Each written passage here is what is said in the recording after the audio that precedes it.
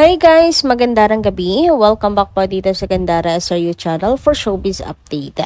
Andito na naman nga po akong muli nagbabalik ang nagmamaganda ninyo kachismosang Kim Pao. Wala na nga pong iba ang lukaret na si Gandara upang magatid sa inyo ng latest update and fresh happenings patungkol kina Kim Chiu and Paolo Avellino.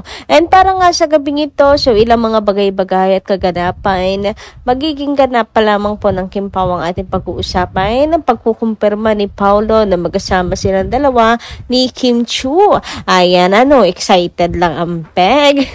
Pero bago po tayo mag-start po at pag-usapan ito sa mga di pa nakaka-subscribe sa ating channel, kung gusto po at nais ninyo na maging updated sa ating mga chikas patungkol sa Kim Pao, pakiclick lang po tayo ng subscribe button at notification bell na nandyan sa baba para maging updated at ma-notify kayo tuwing may bago po tayong chika at balita hinggil sa Kim Pao. Basta mga balita po na may kinalaman kina Kim Chiu and Paolo Avellino, sagot na natin yan. And bilang pasasalamat sa ating masusugid na taga-subaybay, ilang comments po ang napili nating basahin. So, hayaan po ninyo magpasalamat ako sa inyo pong pagsubaybay sa atin. So, isa rito sa comment na napili natin ay from Lot and Home Hunter. Sabi niya, wala nang pagbaba kailanman. Diretso na pataas na nang pataas ang Kim Pao. Sobrang tayog na ang Kim Pao. Kaya kayong mga inggit, hanggang ibaba na lang kayo. Ang inggit, pikit. Kim Pao forever. Kasi kahit kailan naman po, ay never pong nanalo ang kasamaan. Hindi ba? Puro kabutihan lang naman po ang ipinapakita, pinapamalas at isinasapamuhay nila Kim and Paolo. Sa kanilang trabaho, sa kanilang pamilya, sa kanilang mga fans, sa kanilang mga nakakasama sa kanilang pong paligid. Puro kabutihan.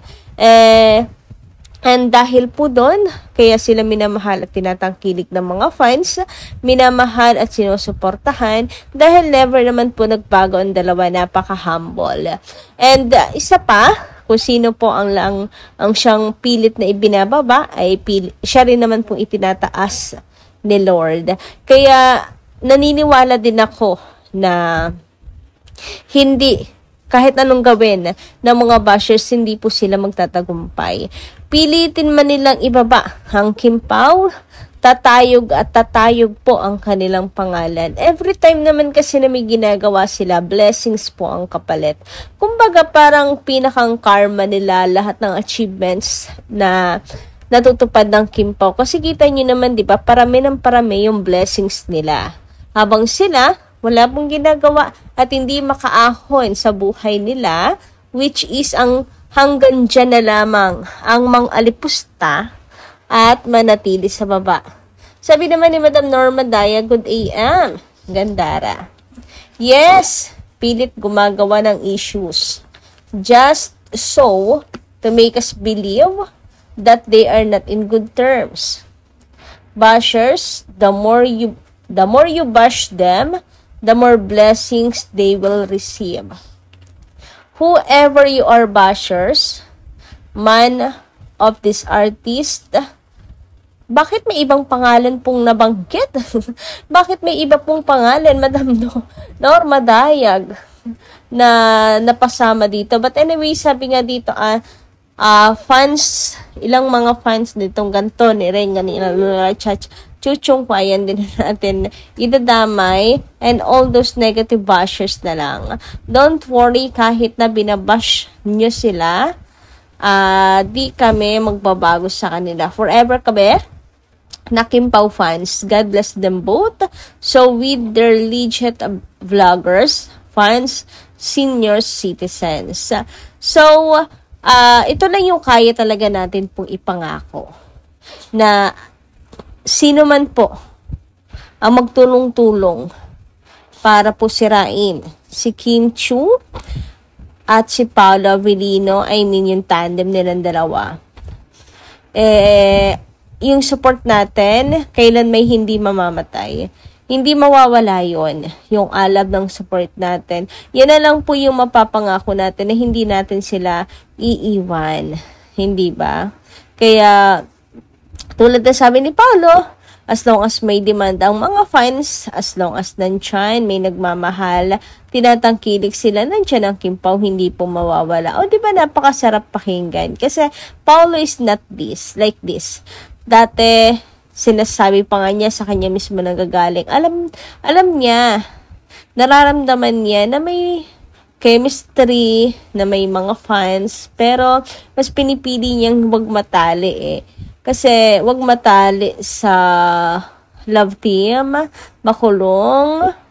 Pero ngayon, si Paula Avellino ay into Kim talaga. Sasamahan at never mapapagod na makatrabaho si Kim Chiu. Kaya tayo, never din pong mapapagod na suportahan silang dalawa. Samantala, sabi naman dito ni Madam Nanita, ayan, magandang gabi po sa inyo, shout out. Doon tayo sa sinabi ni Pao, don't engage sa bashers. Magsawa sila sa inggit. Samantala, naglulupaypay sa kasiyahan ang Kim Paulandia. Praise God. In love ang Kim Pao. Go, go, go. Totoo yan. Para sa mga nagsasabing, ano na naman tong nabasa ko? Bakit may bago na naman ganto? Totoo ba? Alam nyo, nakita daw si ganto, si ganyan, etc. Alam nyo, mga pa-intro para gumawa ng issue. Ayan po. At lalo na sa mga taong counting may mabasa lang ganti, apektado agad. Lagi lang po nating tatandaan yung sinabi na don't engage. Yun lang naman yon. Don't engage. Tapos ang usapan. Yun lamang na habilin. Napaka-ikling habilin ni Paula Avellino sa lahat. Don't engage. Diba? Kung ayaw nung sakit sa ulo, don't engage. Kasi mga basher yan Talagang lalasunin lang yan ang utak ninyo hanggang sa bumitaw kayo. So, bakit i-stressin nyo yung mga sarili ninyo, etc. Don't engage, period. Tapos ang usapan, tapos din ang problema, walang sakit sa ulo. Samantala, isa naman ito sa inaabangan ng mga Kim Pao fans na magiging ganap ni Kim Chiu sa Chowking. So, eto na nga po ang post ng Chowking, on your mark. Let's chow. 10/11/2025, so October 11, 2025. Medyo matagal-tagal pa naman po i-touch. Pero kagabi nga, 'di ba? Napag-uusapan natin kasama kaya si Paula Avellino dito. Meron ako nabasa na tinatamad na daw sila. Tatama rin at hindi na raw nila may enjoy ang kumain ng Chowking kung hindi kasama si Paula Avellino dito. Kasi naman 'di ba, napagbigyan na nung una. Kung kumbaga ay naigas na nila minsan si Paulo, pinakilala ng partner, etc. Ganyan. Nawa kasama rin dito si Paulo. Parang, alam niyo yun, sana hindi na mawala si Paulo sa Chowking family. Kasi maraming gusto rin naman si Paulo at welcome na siya sa Chow Fam ni Kim Chiu. So, ayun, nawa ay kasama raw dito si Paula Avellino. But, wala na pong nawa. Sapagkat si Paula Avellino, eto kung makikita nyo naman, siya na po mismo nagkumpirma sa pamamagitan ng tatawag dito, pag-i-story nitong event ng Chowking sa October 11, 2025 at nakatagpo ang Chowking PH dito. So, ibig sabihon, meron po tayong aasahan at aabangan. Tayo po ay magiging, kumbaga happy na kasi hindi na kinakailangan manghula mga pa. So, parehas na po sila ni Kim Chiu na mayroong post nito. So, nakakataba po ng puso na magkasama po ang Kim Pao. Kaya guys, supportahan po natin ito. And let's Ciao! Medyo matagal-tagal pa naman. Siguro pambawi ito kasi 'di ba? Babibisi na ulit sa shooting sa taping sila Kimen Paulo. So pambawi naman siguro, sana maraming ayudas. Hoy, ang mga phones, mga videographer natin dyan, paki-focus po sa sweetness ng Kim Pao. Hoy, grabe naman yan.